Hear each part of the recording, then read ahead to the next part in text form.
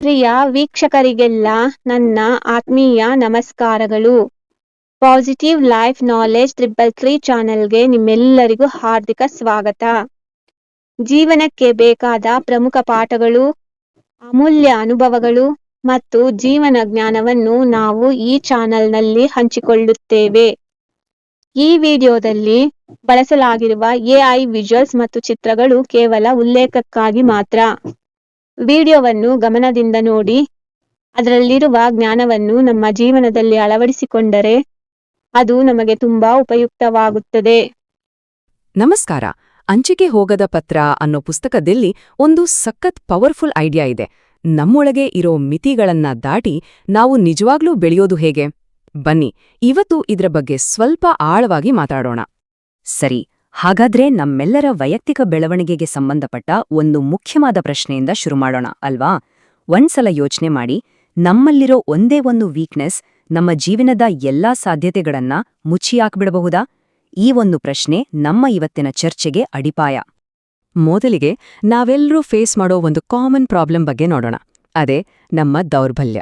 ನಮ್ಮನ್ನ ಮುಂದೆ ಹೋಗೋಕೆ ಬಿಡದೆ ಒಂದು ಸರಪಳಿಯ ತರ ಕಟ್ಟಿಹಾಕೋ ಆ ಒಂದು ವಿಷಯ. ಇದು ಬಹುಶಃ ನಮ್ಮೆಲ್ಲರ ಕಥೆಯಲ್ಲೂ ಒಂದು ಭಾಗ ಇದ್ದೇ ಇರುತ್ತೆ. ಉದಾಹರಣೆಗೆ ಹೀಗನ್ಕೊಳ್ಳಿ, ಕನ್ನಡ ಮೀಡಿಯಂನಿಂದ ಬಂದವರಿಗೆ ಇಂಗ್ಲಿಷ್ ಮಾತಾಡೋಕೆ ಸ್ವಲ್ಪ ಹಿಂಜರಿಕೆ ಇರುತ್ತೆ. ಇದರಿಂದ ಏನಾಗುತ್ತೆ? 4 ಜನರ ಮಧ್ಯೆ ಮುಜುಗರ ಆಗ್ಬೋದು, ಅಥವಾ ಕೈಗೆ ಬಂದ ಒಳ್ಳೊಳ್ಳೆ ಅವಕಾಶಗಳು ತಪ್ಪಿ ಹೋಗ್ಬೋದು. ಇದು ಕೇವಲ ಒಂದು ಉದಾಹರಣೆ ಅಷ್ಟೆ. ನಮ್ಮ ಜೀವನದಲ್ಲಿ ಈ ತರದ ಬೇರೆ ಬೇರೆ ದೌರ್ಬಲ್ಯಗಳು ಇರಬಹುದು. ಹಾಗಾದ್ರೆ ಇಲ್ಲಿ ಅರ್ಥ ಮಾಡ್ಕೋಬೇಕಾದ ಮುಖ್ಯ ವಿಷಯ ಏನ್ ಗೊತ್ತಾ? ದೌರ್ಬಲ್ಯ ಅಂದ್ರೆ ಕೇವಲ ಒಂದು ಸ್ಕಿಲ್ ಇಲ್ದೇ ಇರೋದು ಅಲ್ಲ. ಅದಕ್ಕಿಂತ ಹೆಚ್ಚಾಗಿ ಅದು ನಾವು ನಮ್ಮ ಮನಸ್ಸಲ್ಲಿ ಒಪ್ಕೊಂಡಿರೋ ಒಂದು ತಡೆಗೋಡೆ. ನನ್ನಿಂದ ಇದಾಗಲ್ಲ ಅಂತ ನಾವೇ ಯಾವಾಗ ಡಿಸೈಡ್ ಮಾಡ್ತೀವೋ ಆ ಕ್ಷಣದಿಂದ ಆ ದೌರ್ಬಲ್ಯ ನಮ್ಮನ್ನ ಆಳೋಕೆ ಶುರು ಮಾಡತ್ತೆ. ಸರಿ, ಈ ದೌರ್ಬಲ್ಯಗಳನ್ನ ನಾವು ಹಾಗೆ ಬಿಟ್ಟರೆ ಏನಾಗತ್ತೆ? ಇದರ ನಿಜವಾದ ಪರಿಣಾಮ ಏನು? ನಾವು ತೆರಬೇಕಾದ ನಿಜವಾದ ಬೆಲೆ ಏನು? ಬನ್ನಿ ನೋಡೋಣ. ಇಲ್ಲಿ ನೋಡಿ, 2 ದಾರಿಗಳು ಸ್ಪಷ್ಟವಾಗಿ ಕಾಣಿಸ್ತಾ ಇವೆ. ಒಂದು, ನಮ್ಮ ದೌರ್ಬಲ್ಯಕ್ಕೆ ತಲೆಬಾಗಿ ಸಿಕ್ಕ ಅವಕಾಶಗಳನ್ನೆಲ್ಲ ಕಳ್ಕೊಳ್ಳೋದು. ಇನ್ನೊಂದು, ಅದನ್ನೇ ಮೆಟ್ಲಾಗ್ ಮಾಡ್ಕೊಂಡು ಹೊಸ ಸಾಧ್ಯತೆಗಳ ಬಾಗಿಲನ್ನ ತೆರೆಯೋದು. ದೌರ್ಬಲ್ಯವನ್ನ ಮೆಟ್ಟಿ ನಿಂತಾಗ ನಾವು ಇನ್ನಷ್ಟು ಸ್ಟ್ರಾಂಗ್ ಆಗ್ತೀವಿ. ಹಾಗಾದ್ರೆ ಈ ಪ್ರಾಬ್ಲಮ್ಗೆ ಸೊಲ್ಯೂಷನ್ ಏನು? ಈ ದೌರ್ಬಲ್ಯದ ಸುಳಿಯಿಂದ ಹೊರಬರೋದು ಹೇಗೆ? ಅದಕ್ಕೆ ಉತ್ತರನೇ ಈ ಸೂಕ್ತ ಕೈಗಳು. ಅಂದ್ರೆ ನಮ್ಮನ್ನ ನಾವು ಸರಿಯಾದ ಮಾರ್ಗದರ್ಶನಕ್ಕೆ ಒಪ್ಪಿಸ್ಕೊಳ್ಳೋದು. ಇಲ್ಲಿ ಒಂದು ತುಂಬಾನೇ ಇಂಪಾರ್ಟೆಂಟ್ ಪಾಯಿಂಟ್ ಇದೆ. ಸುಮ್ನೆ ಕಷ್ಟಪಟ್ರೆ ಸಾಲ್ದು, ಅಂದ್ರೆ ಬ್ಲೈಂಡ್ ಆಗಿ ಎಫರ್ಟ್ ಹಾಕೋದ್ರಿಂದ ಪ್ರಯೋಜನ ಇಲ್ಲ. ಬದಲಾಗಿ ಒಂದು ಸಿಸ್ಟಮ್ಯಾಟಿಕ್, ಎಕ್ಸ್ಪರ್ಟ್ ಟ್ರೈನಿಂಗ್ ಬೇಕು. ನಮ್ಮ ದೌರ್ಬಲ್ಯವನ್ನ ಆ ಸೂಕ್ತ ಕೈಗಳಿಗೆ ಒಪ್ಪಿಸಿದಾಗ ಮಾತ್ರ ನಾವು ಅದನ್ನ ಮೀರಿ ಬೆಳೆಯೋಕೆ ಸಾಧ್ಯ. ಇದನ್ನ ಅರ್ಥ ಮಾಡ್ಕೊಳ್ಳೋಕೆ ಒಂದು ಸಿಂಪಲ್ ಉದಾಹರಣೆ ನೋಡೋಣ. ಒಂದು ಕಾರ್ ರಿಪೇರಿ. ಯಾವುದೋ ಒಂದು ಲೋಕಲ್ ಗ್ಯಾರೇಜ್ಗೆ ಗಾಡಿ ಬಿಟ್ರೆ ಕೆಲ್ಸ ಯಾವಾಗಾಗುತ್ತೋ ಹೇಗಾಗುತ್ತೋ ಗ್ಯಾರಂಟಿ ಇರಲ್ಲ. ಆದ್ರೆ ಒಂದು ಒಳ್ಳೆ ನುರಿತ ಸರ್ವಿಸ್ ಸ್ಟೇಷನ್ ಇದೆ, ಅಲ್ಲಿ ಎಲ್ಲವೂ ಸಿಸ್ಟಮ್ಯಾಟಿಕ್, ಪಕ್ಕಾ ಟೈಮ್ಗೆ ಒಳ್ಳೆ ಕ್ವಾಲಿಟಿ ಕೆಲಸ ಆಗುತ್ತೆ. ಇದೇ ವ್ಯತ್ಯಾಸ. ಇಲ್ಲಿ ಕೈಗಳ ಗುಣಮಟ್ಟವೇ ರಿಸಲ್ಟನ್ನ ನಿರ್ಧಾರ ಮಾಡುತ್ತೆ. ಇದೇ ಲಾಜಿಕ್ ಸ್ಪೋರ್ಟ್ಸ್ಗೂ ಅಪ್ಲೈ ಆಗುತ್ತಲ್ವಾ?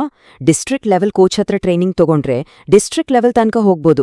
ಆದ್ರೆ ವರ್ಲ್ಡ್ ಸ್ಟೇಜಿಗೆ ಹೋಗ್ಬೇಕು, ಒಲಿಂಪಿಕ್ಸ್ನಲ್ಲಿ ಆಡ್ಬೇಕು ಅಂದ್ರೆ ಆಗ ಇಂಟರ್ನ್ಯಾಷನಲ್ ಲೆವೆಲ್ ಕೋಚ್ ಬೇಕೇ ಬೇಕು. ನಾವ್ ಯಾವ ಮಟ್ಟಕ್ಕೆ ಹೋಗ್ಬೇಕೋ ಆ ಮಟ್ಟದ ಗೈಡೆನ್ಸ್ ನಮಗೆ ಬೇಕೇ ಬೇಕು. ಅದೇ ಒಂದು ವಿಷಯ, ಈ ದೊಡ್ಡ ಮಟ್ಟಕ್ಕೆ ಹೋಗೋದು ಅಷ್ಟು ಸುಲಭ ಅಲ್ಲ. ಈ ಶ್ರೇಷ್ಠತೆಯ ಹಾದಿ ಹೂವಿನ ಹಾಸಿಗೆ ಅಂತೂ ಖಂಡಿತ ಅಲ್ಲ. ಅದಕ್ಕೊಂದು ಬೆಲೆ ತೆರಲೇಬೇಕು. ಆ ಚಾಲೆಂಜ್ ಫೇಸ್ ಮಾಡಕ್ಕೆ ನಾವು ರೆಡಿ ಇರಬೇಕು. ಇದಕ್ಕೆ ಬೆಸ್ಟ್ ಎಕ್ಸಾಂಪಲ್ ಅಂದ್ರೆ ಲೆಜೆಂಡರಿ ಬಾಕ್ಸರ್ ಮೊಹಮ್ಮದ್ ಅಲಿ ಹೇಳಿದ ಮಾತು. ಅವ್ರು ಹೇಳ್ತಾರೆ, ನನ್ನ ಟ್ರೈನಿಂಗ್ನ ಒಂದೊಂದು ನಿಮಿಷವನ್ನು ನಾನು ಹೇಟ್ ಮಾಡ್ತಿದ್ದೆ, ಆದ್ರೆ ನನ್ನ ಮನ್ಸಿಗೆ ನಾನು ಹೇಳ್ಕೋತಿದ್ದೆ, ಕ್ವಿಟ್ ಮಾಡಬೇಡ, ಇವತ್ತು ಕಷ್ಟಪಡು, ಜೀವನ ಪೂರ್ತಿ ಚಾಂಪಿಯನ್ ಆಗಿ ಬದುಕು ಅಂತ. ಎಷ್ಟು ಸತ್ಯ ಅಲ್ವಾ? ನೋಡಿ, ನಮ್ಮಲ್ಲಿ ತುಂಬಾ ಜನ ಮಾಡೋ ದೊಡ್ಡ ತಪ್ಪೇ ಇದು. ಎಲ್ಲರಿಗೂ ರಿಸಲ್ಟ್ ಬೇಕು, ಚಾಂಪಿಯನ್ ಆಗ್ಬೇಕು, ಆದ್ರೆ ಅದಕ್ಕೆ ಬೇಕಾದ ಆ ಕಠಿಣ ಟ್ರೈನಿಂಗ್ ಇದೆಯಲ್ಲ, ಆ ಬೆವರು, ಆ ನೋವು, ಅದು ಮಾತ್ರ ಬೇಡ. ಫಲ ಬೇಕು, ಆದ್ರೆ ಅದಕ್ಕೆ ಪಡ್ಬೇಕಾದ ಶ್ರಮ ಬೇಡ. ಇಲ್ಲಿವರೆಗೂ ನಾವು ಮಾತಾಡಿದ್ದು ಬರೀ ಸ್ಪೋರ್ಟ್ಸ್ ಸ್ಕಿಲ್ಸ್ ಬಗ್ಗೆ. ಆದ್ರೆ ಈ ಸೂಕ್ತ ಕೈಗಳು ಅನ್ನೋ ಐಡಿಯಾ ಇದೆಯಲ್ಲ, ಇದು ಅದಕ್ಕೂ ಮೀರಿದ್ದು. ಇದೊಂದು ಜೀವನದ ತತ್ವ. ನಮ್ಮ ಬದುಕಿನ ಪ್ರತಿಯೊಂದು ಆಂಗಲ್ಗೂ ಇದು ಅನ್ವಯಿಸುತ್ತೆ.